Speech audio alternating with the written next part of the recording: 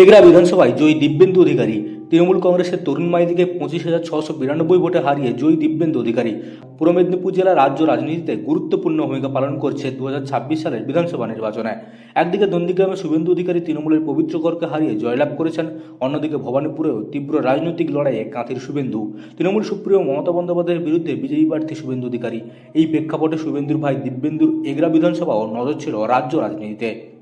এগরার মানুষ আমাকে নির্বাচিত করেছেন। আমি এগরার গণদেবতার কাছে প্রত্যেকের কাছে আমি কৃতজ্ঞতা জ্ঞাপন করছি এবং যারা আমাকে ভোট দেননি তাদেরকেও আমি শুভেচ্ছা জানাচ্ছি, শুভকামনা জানাচ্ছি। আগামী দিনে যেন তারা ভালো থাকেন এবং এলাকায় আমার দলের লোকেদের বলবো কোনোভাবে যেন রাজনৈতিক কোনো সংঘর্ষ বা কোনো এর মধ্যে না জড়িয়ে পড়েন। কারণে আর বিদায়ী মুখ্যমন্ত্রীর প্রতি শ্রদ্ধা রাখলাম, তার সুস্থ জীবন, তার দীর্ঘায়ু কামনা করছি। এইটুকু। বিধানসভা প্রথম কি কাজ করবে? এগুলার অনেক কাজই বাকি আছে। শুরু করবো তো হাসপাতাল দিয়ে। প্রথম তো মানুষের চিকিৎসা, এখান থেকে কেন মানুষকে বাইরে যেতে হবে? এগুলা শহরের চিকিৎসা আছে, পৌরসভাকে আরও ডেভেলপ করা আছে, অন্যান্য অনেক কাজ আছে। সে কাজ এইভাবে বলা যায় না, সে কাজ আমরা ঠিক সময় ঠিকভাবে বলবো।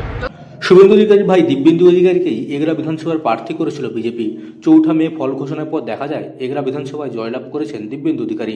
কাউন্টিং সেন্টার থেকে বেরিয়ে সাংবাদিকদের মুখোমুখি হয়ে এদিন তিনি বলেন, এগরার গণদেবতার কাছে আমি কৃতজ্ঞ।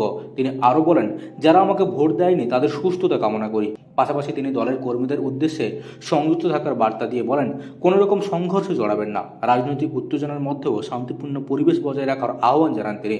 এরপর তিনি মমতা বন্দ্যোপাধ্যায়ের উদ্দেশ্যে বার্তা দিয়ে বলেন, বিদায়ী মুখ্যমন্ত্রীর প্রতি শ্রদ্ধা রাখলাম, তার সুস্থ জীবন ও দীর্ঘায়ু কামনা করেন। এগরা বিধানসভার উন্নয়ন নিয়ে বলতে গিয়ে তিনি জানান, এগরার অনেক কাজ বাকি। প্রথমেই হাসপাতাল পরিষেবা উন্নত করার কথা বলেন তিনি। তার মতে এগরার মানুষকে চিকিৎসার জন্য কেন বাইরে যেতে হবে। পাশাপাশি পৌরসভার উন্নয়নের কথাও উল্লেখ করেন তিনি। জয়ের পর বামেদের কটাক্ষ করে বলেন, বাংলায় বামেদের অস্তিত্ব প্রায় নিশ্চিহ্ন হয়ে গেছে। দীর্ঘ রাজনৈতিক অভিজ্ঞতা অধিকারী পরিবারের দিব্যেন্দু অধিকারীর 2026 সালে আবারও পদ্ম শিবির থেকে এগরা বিধানসভায় জয়লাভ করলেন তিনি। পূর্ব মেদিনীপুরের এগরা থেকে মদন মাইতির রিপোর্ট, লোকাল 18 বাংলা।